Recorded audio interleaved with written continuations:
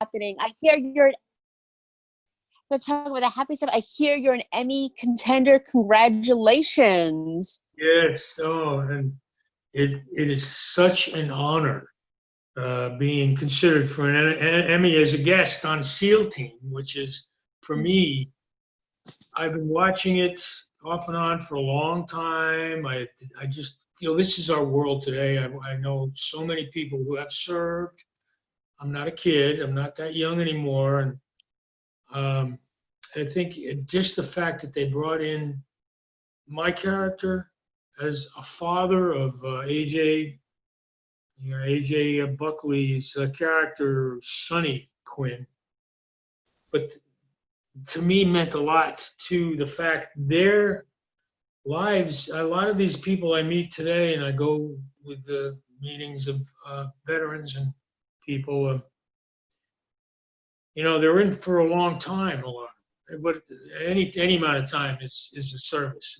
It's tough, but the commitment and the compassion for others in their group, that family, that crew, it's a team. Everyone has their opinions. They have this. They got resentments. They got emotions. They got anger, heartbreak. It's like being in a family. And, sometimes it goes on for years, 10 years or more even. And then they come home. That's why I felt it was such an honor to be that father, one parent to someone in service.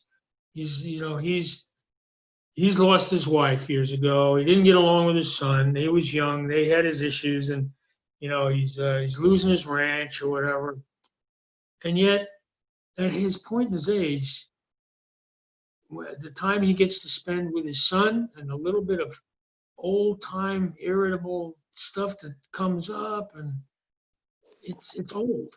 It doesn't work for even the father anymore. He knows his ex-girlfriend. He goes to the bar every once in a while, and she talks to him, and she's patient enough, and like compassion is very sometimes, like a man. I think we have to learn how to keep our mouth shut and listen. She just brings them together without telling too much. Why don't we go out and see the ranch when he gets back? And why don't we try? Oh yeah. No, he doesn't want. She doesn't want to see his father, but his car is in the barn. Huh? Yeah, my car. That means a lot. That makes sense. And my old car, and the young lady brings this whole event to a transition time for the family coming back together. It means a lot.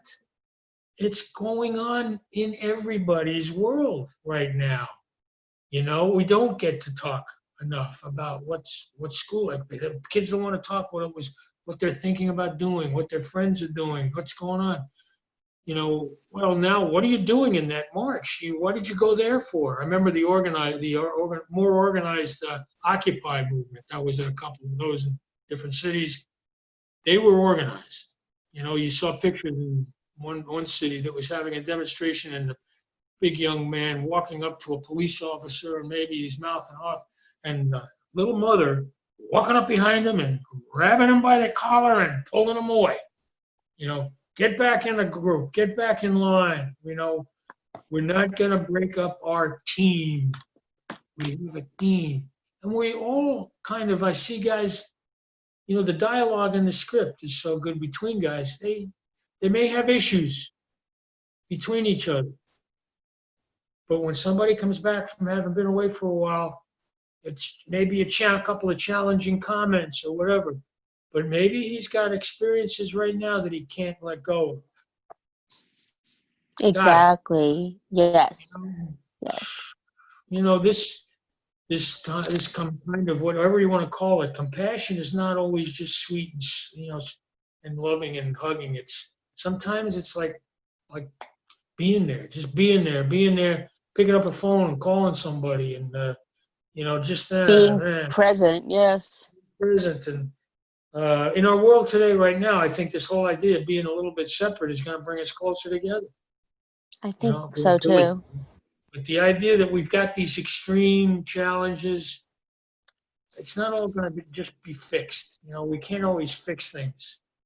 You know, Exactly. there are problems with our planet, with the virus, with changes in every area of our world. We have expectations. Everything's fine. No, it's not. Not always. Wait a minute. No, no, no. What do we do? So this coming together, the dialogue and stories, even to a little kid, I think sometimes just telling them a story can help their day. Absolutely, yes. Who am I? What do I really want to be? What do I do? How do I be? How do I just be? Going for a walk on a beach, going for a walk with your parent, and you don't talk, you just walk. I saw men coming back from Second World War when I was a tiny boy. After the Second World War in the 50s, and they would sit together in a corner. What are they talking about? My dad was in the Marines, in the Corps at Guadalcanal, and lost his whole squad. He was a tough guy. He was 6'8", champion basketball player, as a kid, with brothers down the street. And the idea that he was not rich, but he had a strong family. The mother left. She's some Gatsby-like guy. Saw my aunts and uncles were all athletes and gorgeous, tall women and swimmers and divers, and everybody drank back then. And they were all, like Republicans, but committed to the community. Civil rights. Right, exactly. Big deal. After two wars, a lot of people being brought together because of the struggles that were going on. Hey, let's reach across the road. Let's reach across the aisle, kind of thing. My dad's hands were like this. It was such an image of like, hello, and that hand would go out. My name is Floyd, but please call me Jim.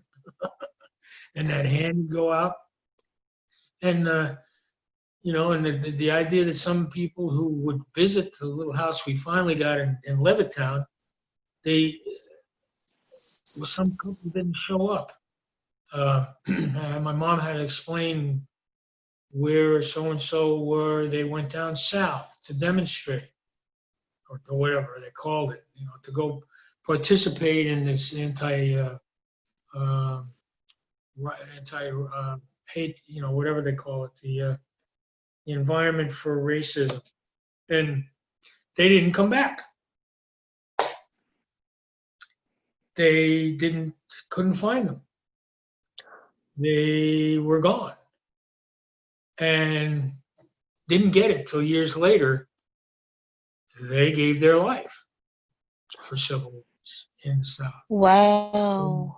This is not unfamiliar to this country, with the background we have, the cultural differences now. I mean, we still have cultural differences. Oh, absolutely. Yes. That's not easy sometimes, but it can be exciting too, and absolutely thrilling. I remember going to South Africa and finding out most of the conservative white community, a lot of the guys, the best place to go for fun and drinks was in the black township. It was more music, better people, better fun, better homemade beer.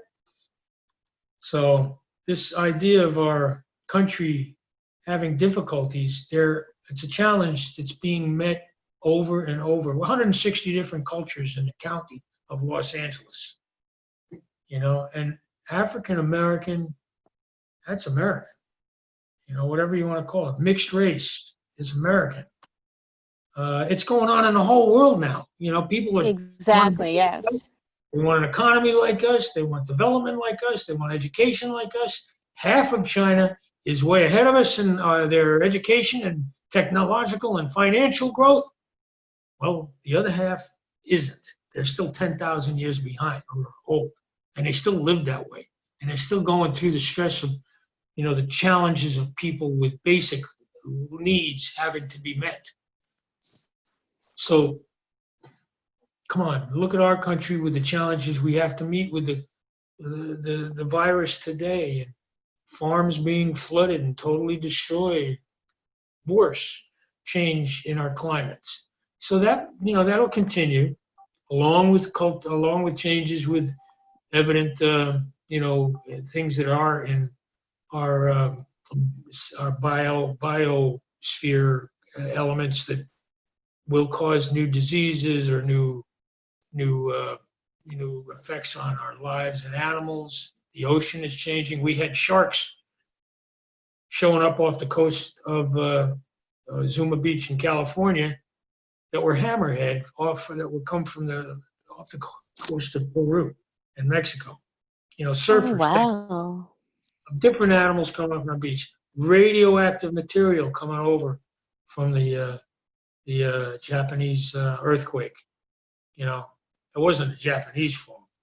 The Earth is changing, and we have, it's going to affect a lot of our sensitive areas of technology and stuff.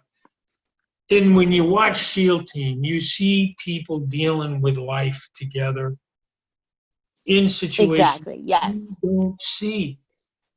And I was saying before, you see them fighting, you see anger, you see resentment, you see sadness, you see heartbreak, you see emotional commitments that are not going to be fulfilled, and that's a family. That's family. Exactly. Yes. Yes. I No, think your people don't brother and realize that. sister, Yeah. yeah, fighting or doing whatever. It's like, you see guys going down with a whole fist fight stuff sometimes.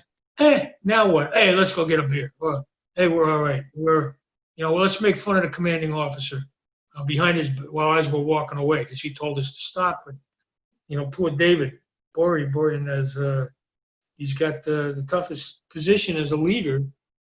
For all the time he's been involved, he's watched men die. It's like having a kid, maybe, or differently, or a brother, and women.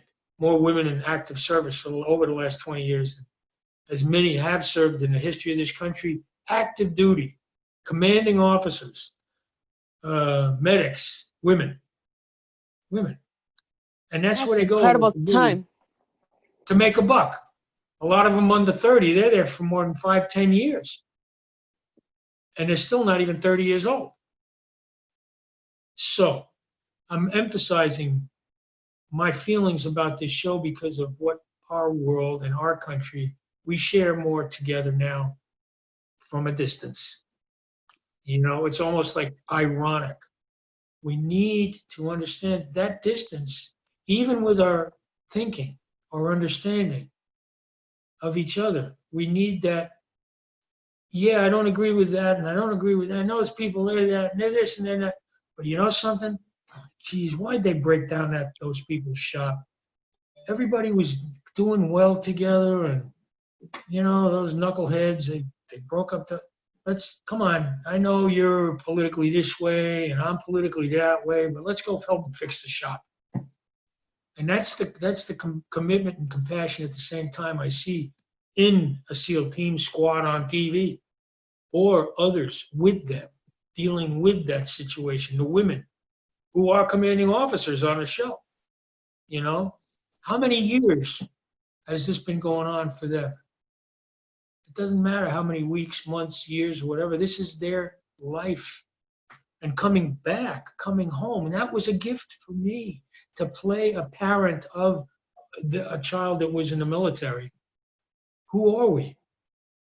I mean, I'm depressed. I've lost my wife. We didn't get along. I'm losing my ranch. But you know what?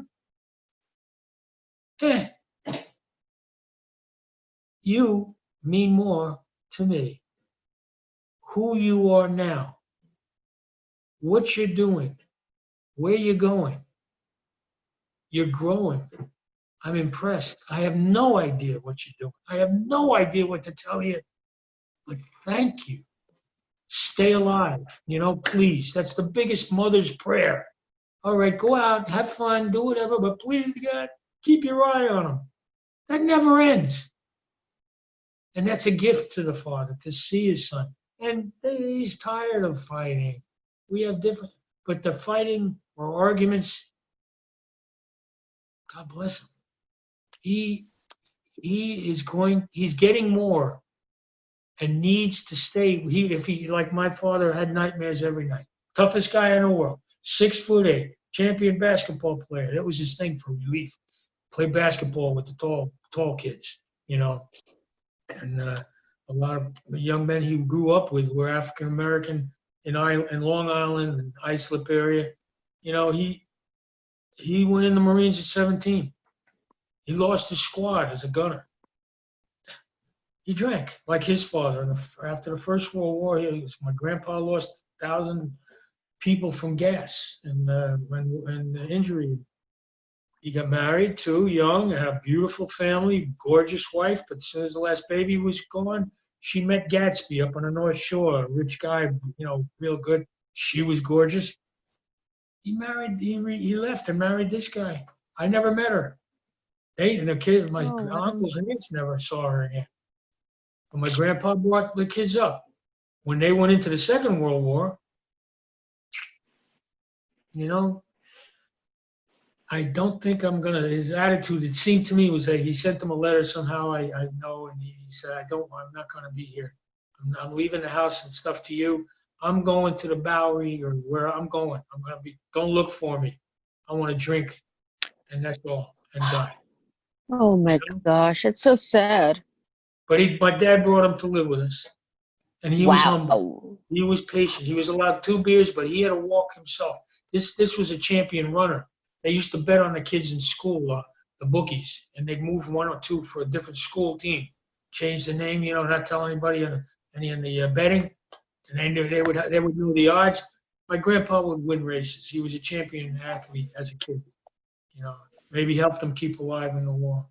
But he lived with us. He was allowed 2 beers at the bar. Drinking and partying was a big thing. Everybody, all the Republicans were really excited. Eisenhower was president. They were involved with civil rights. One couple didn't come back as a little kid. My mom talked to me about that later. They went down south to be involved with civil rights. Republicans, didn't matter. They didn't come back. They couldn't. They disappeared, I guess. They got killed. And Oh my gosh. well, this is a process. You know, why are we having a military wall? Why are we paying them like a salary to go and helping them afterwards, which is good. Education through military. But a lot of guys get on a football team afterwards. There's no work. There's nothing else to do. Women too. You know, I got this girlfriend. Yeah, here's a picture of me. I played football in high school. And it's really good. Yeah, my girlfriend. Yeah, we have a baby coming. Yeah, are you married? Not yet. You know, I'm going to the base in Columbus, Ohio. I'm going to a base in Southern California. I'm going to be in the service because I'm getting paid, because I'm doing what I want to feel. I want to learn how to jump out of an airplane. And this is major part of our country today, major. But the coming home part, I was so grateful to be, just for a small time, a parent, a father, trying to accept a changed child coming back. And having, God bless, a kid who I knew as a kid, his girlfriend, who's tending bar, where I probably go to that bar, who helped navigate that patiently without telling anybody or giving advice. She brought us together and sat at that dinner table with us, or lunch table, and just let us break the ice, we almost broke each other's heads. But I'm older. I'm tired of that. That's not what I want. I don't know. I don't know what to do. I want him to do what he wants. I want him to keep. He looks good. He's good. He's strong. He sounds good. You know, these men that he's been with and he's been working with and people, he's not done yet. And maybe it's going to take time, because coming home could be more difficult. Absolutely. Yeah. Absolutely. And are you working on any other projects now, or? Yeah, well, we have a project. Blanco and I are going to do this script, and It was based on a woman's life. They did a program on CNN about her abuse and the difficulty she had trying to figure out what to do about it. And bringing her husband, and with the help of advocacy, a woman friend that she'll play. I'm not going to be the judge in a story that was based on truth of abuse of a woman. And I'm looking forward to it. I'm going down to Detroit. I love working in Detroit. It's been through so many things in my life. It changes in a lot of areas and cities in our country and other stuff. But of course, the other film that came out just a while back, The Last Full Measure. It's about the Vietnam story, but like The Deer Hunter brought us home, this one has a true story that brings the whole experience of that service of those men and their families and their wives and their friends for years through this active effort for acknowledgement of what they did and how it affected them and others. And it's a true story that people stood up in the theater at the end from their heart. This TV series brings that out every episode for me. It does. It does. It's absolutely amazing.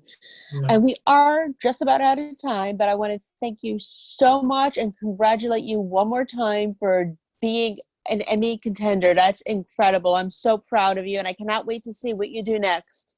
I'm so proud of myself being, honored just for the submission as a guest on SEAL Team. Thank you. You absolutely deserve it. Thank you so much, and good luck with everything. My girlfriend's going to help us keep in touch. She'll get our information. Absolutely. Okay. Yes, thank you. Yep. See you next time. Bye. Bye-bye.